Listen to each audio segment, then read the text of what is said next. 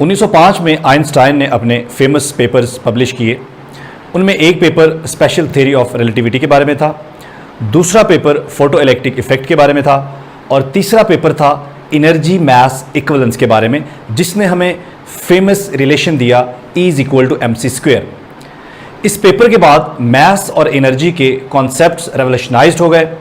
जहां इस रेवोल्यूशनाइज्ड कॉन्सेप्ट से हमें बहुत सारे फ़ायदे हुए, वहीं ये कॉन्सेप्ट्स हमें एटम बम की सूरत में तबाही की तरफ ले गए। मैं हूं अदील अख्तर और हम देखेंगे इस वीडियो में कि इस रिलेशन के एक्चुअल मीनिंग्स क्या हैं। इस वीडियो में हम देखेंगे E=mc² के एक्चुअल मीनिंग्स क्या हैं। E=mc² साइंस की दुनिया में एक ऐसी इक्वेशन है जिसने बहुत ज़्यादा फेम हासिल किया। ये इक्वेशन बहुत ज़्यादा मशहूर हुई।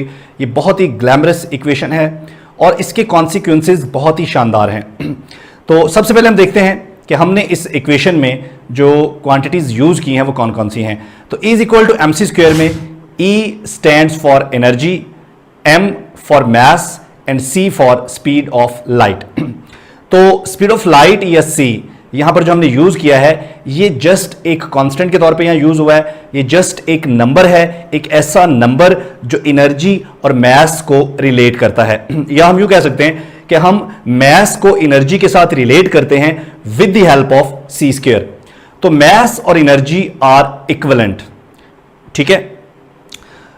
मास और एनर्जी दोनों इक्विवेलेंट हैं, दोनों एक ही सिक्के के दो रुख हैं।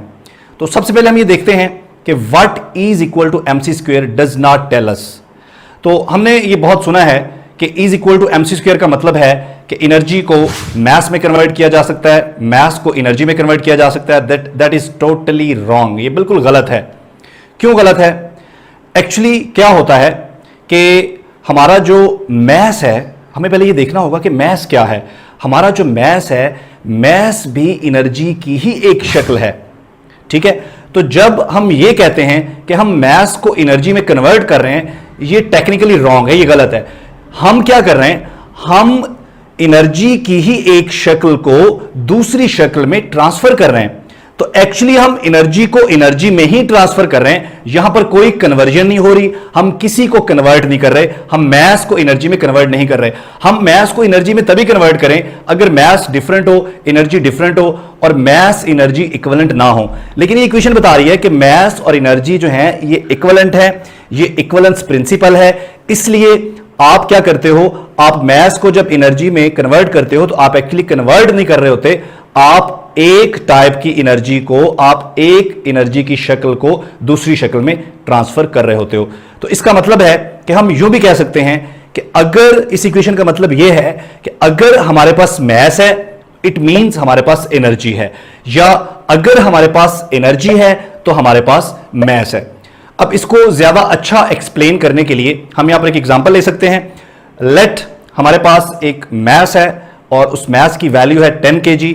अगर इस इक्वेशन में m की जगह हम 10 पुट करें और स्पीड ऑफ लाइट की वैल्यू पुट करें और इनको मल्टीप्लाई करें तो हमारे पास आंसर आ रहा है 9 × 10⁻17 जूल।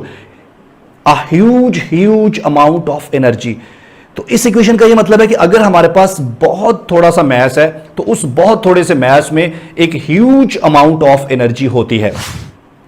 तो ये इस इक्वेशन के एक्चुअल मीनिंग्स हैं। अब हम देखते हैं एक और मिथ जो इसके बारे में मशहूर है कि अगर कोई चीज स्पीड ऑफ लाइट से मूव कर रही हो तो उसका मतलब है कि उसका मास या वो चीज कंप्लीटली तौर पर एनर्जी में ट्रांसफर हो जाएगी। Again this is totally wrong. ऐसा बिल्कुल भी नहीं होता। फर्स्ट ऑफ ऑल, कोई भी चीज स्पीड ऑफ लाइट से मूव नहीं कर सकती।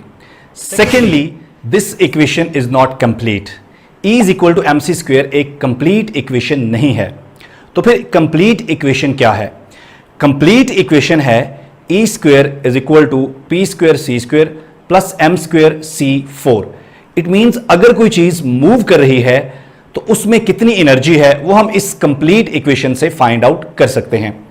लेकिन अगर कोई चीज रेस्ट में है तो हम P की जगह वहां 0 पुट करेंगे, ठीक है। तो हमारे पास ये इक्वेशन रिड्यूस हो जाएगी, ये पहला फैक्टर 0 हो जाएगा, तो ये हमारे पास बन जाएगी E² = M²C4। अब हम अगर दोनों तरफ स्क्वायर रूट ले लें तो हमारे पास ये इक्वेशन बन जाएगी E = mc²।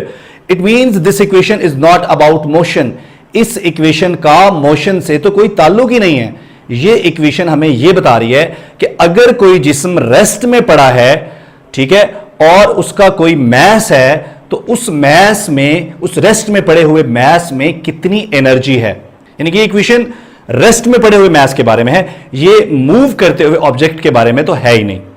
So I hope this video will help you to understand the real and actual meanings of E is equal to mc square. Thank you.